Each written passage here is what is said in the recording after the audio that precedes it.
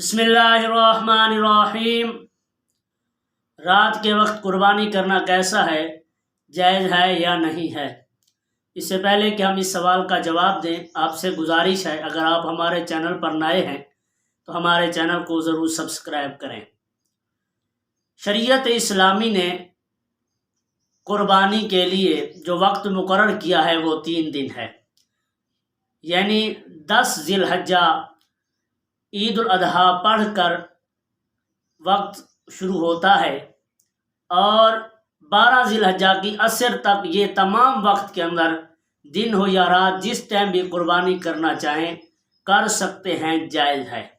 لیکن دن میں قربانی کرنا افضل ہے،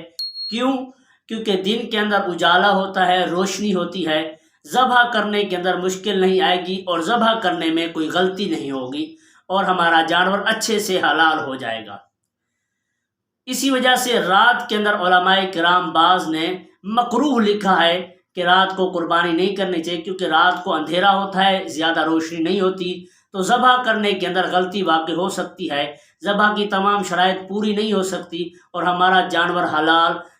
غلطی ہو جائے تو حلال نہیں ہوگا، تو اس لیے علماء نے مکروہ لکھا ہے۔ لیکن اگر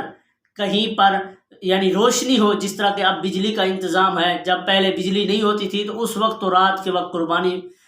مناسب نہیں تھی کیونکہ روشنی کا صحیح انتظام نہ تھا، لیکن آج چونکہ جدید دور ہے، بجلی کا انتظام ہے، اگر روشنی کا صحیح انتظام ہو اور اچھے سے جانور ذبح ہو جائے، ذبح کے اندر کوئی غلطی نہ ہو، اچھے سے جانور حلال ہو جائے، تو اب رات کے وقت بھی قربانی کرنا بغیر کراہت کے جائز ہے۔